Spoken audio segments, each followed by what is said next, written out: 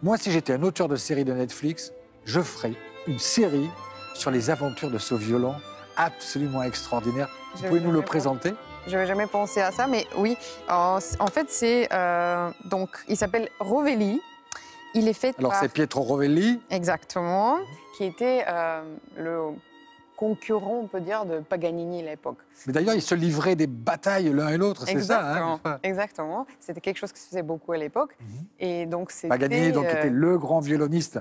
On disait d'ailleurs que c'était un peu le diable qui lui avait enseigné à jouer du violon, n'est-ce pas? Le plus grand virtuose, on dit, de tous les temps. Et il disait d'ailleurs, Paganini premio, Rovelli dopo, je crois, en italien. Je ne parle pas italien, mais juste, voilà, juste après lui. Donc il le respectait quand même. Et malgré leur concurrence, il a voulu acheter le violon après la mort de Rovelli. Mais la famille n'a pas voulu, n'est-ce pas? Alors donc, ce violon extraordinaire, qui est un Guarnerius del Gesù, oui, n'est-ce pas? Exactement. Ce violon extraordinaire donc, appartient au grand concurrent de Paganini. Et puis, Rovelli meurt. Comme vous l'avez dit, Paganini essaie de l'acheter, la famille ne veut pas. Ouais. Et qu'est-ce qui se passe après pour que ça finisse par arriver jusqu'à vous? Ce qui est intéressant, c'est qu'il était dans des collections donc, de 2 familles, je crois, ou 3, mais il n'a pas été joué sur scène. Jamais depuis... C'était l'ambassadeur de France à Rome qui l'avait, oui, c'est ça? Oui, exactement.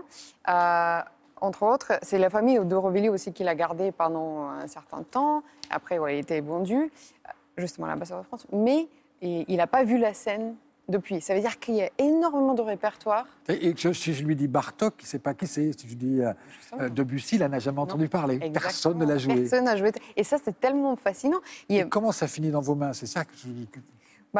Comment ça commence dans vos mains?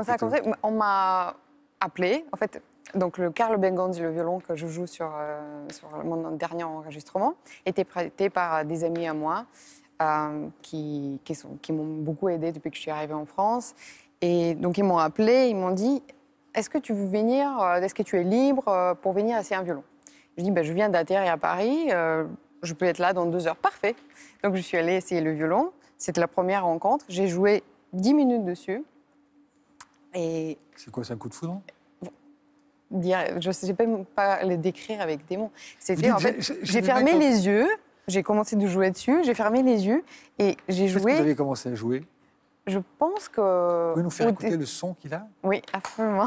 Je pense que la première chose que j'ai jouée, c'est du... Si je ne me trompe pas, c'est du Sibelius.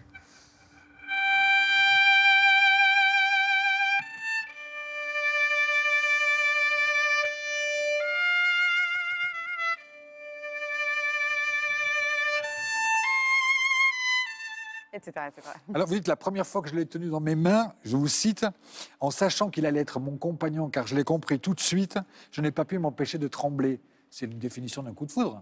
Ah oui, complètement. Alors, au tout début, quand je l'ai essayé, c'est vrai que je ne savais pas encore comment ça va se passer. C'est en fait, la première chose c'était 10 minutes dessus, et après, je ne savais pas, est-ce qu'il va être vraiment à moi ou pas? Est-ce que je pouvais... De toute façon, il n'est pas à moi, mais est-ce que je vais pouvoir jouer dessus? Donc, j'ai pensé à ça pendant 2 semaines. On se reverra peut-être plus.